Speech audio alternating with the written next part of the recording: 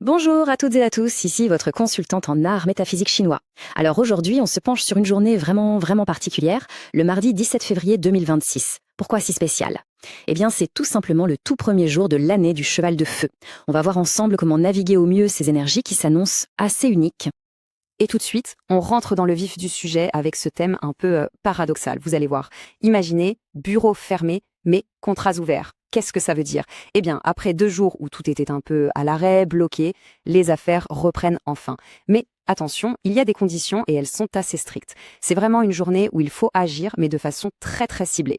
Allez, pour s'y retrouver, on sort notre premier outil stratégique, la boussole Feng Shui. C'est essentiel, vous savez, pour savoir où se cachent les bonnes énergies et surtout où se trouvent celles qu'il vaut mieux éviter aujourd'hui. C'est la base pour tirer le meilleur de cette journée.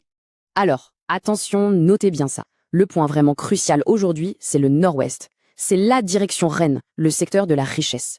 Concrètement, si vous avez des contrats importants à signer, une activité commerciale à lancer, orientez-vous physiquement vers le nord-ouest. C'est vraiment là que ça se passe pour le succès financier aujourd'hui.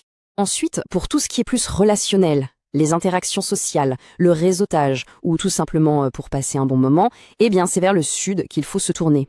L'énergie y est plus douce, vraiment axée sur les relations, le bien-être. Et là, par contre, grosse mise en garde. Le secteur nord, c'est la zone à éviter à tout prix aujourd'hui. Pourquoi? Il abrite ce qu'on appelle les 3 meurtres. Donc on oublie tout ce qui est travaux, rénovation, on ne perturbe surtout pas cette zone. Le risque, c'est de déclencher des conflits, des accidents, des problèmes inattendus. Vraiment, c'est la no-go zone du jour. Bon, après les directions, passons maintenant aux 12 signes animaux. Qui va tirer son épingle du jeu aujourd'hui et pour qui ça va être un peu plus compliqué? Il faut savoir que la journée est gouvernée par l'énergie du chien. C'est lui le chef d'orchestre, il va protéger ses alliés, mais aussi créer quelques tensions pour d'autres. Voyons ça de plus près. Alors, qui sont les grands gagnants? Sans surprise, le chien, qui est le maître du jour, mais aussi ses grands alliés de la trinité de feu, c'est-à-dire le tigre et le cheval. On a aussi le lapin, son ami secret, qui va pouvoir souffler un peu après une journée qui a pu être difficile. Pour les autres, comme vous le voyez, la journée s'annonce, disons, moyenne ou un peu plus complexe. Mais le point d'attention de la journée, le voilà. C'est le conflit, le choc frontal entre le chien et le dragon. C'est ce qu'on appelle un clash terre contre terre, et croyez-moi, c'est très intense. Donc pour toutes les personnes du signe du dragon, le mot d'ordre c'est prudence. Vraiment, on évite de signer quoi que ce soit d'important, on reporte les décisions majeures, c'est pas le jour. Bon, maintenant qu'on a toutes ces infos, on fait quoi? Passons au concret. Voici votre plan d'action, un guide tout simple avec les choses à faire et bien sûr, celles à éviter absolument aujourd'hui. Alors du côté des feux verts, c'est grand ouvert pour tout ce qui est commerce, affaires, construction. C'est vraiment le moment idéal pour lancer un business, signer des contrats, faire du négoce et même recouvrer des dettes. Et chose intéressante, c'est aussi une super journée pour dissoudre un vieil arrangement, pour se libérer d'un poids, on fait place nette. Par contre, du côté des feux rouges, on freine sur tout ce qui touche au changement personnel et au déplacement. C'est là qu'on retrouve notre fameux paradoxe.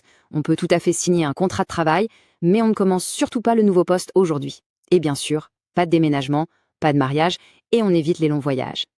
Ok, récapitulons. On a beaucoup d'infos, alors on va synthétiser tout ça pour en faire une stratégie simple, claire et facile à retenir.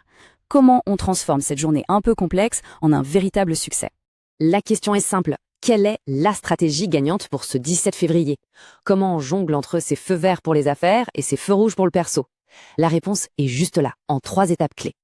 Voilà le plan. C'est très simple. Étape 1, restez sur place. Pas de grands mouvements, pas de voyage. La stabilité, c'est la clé. Étape 2, soyez commercialement agressif. C'est le moment de signer, de vendre, d'encaisser, de lancer des projets. Foncez. Et enfin, étape 3, l'avertissement crucial pour nos amis dragons. Aujourd'hui, votre meilleure stratégie, c'est de ne rien faire. Profil bas, on reporte tout. Voilà pour l'essentiel aujourd'hui.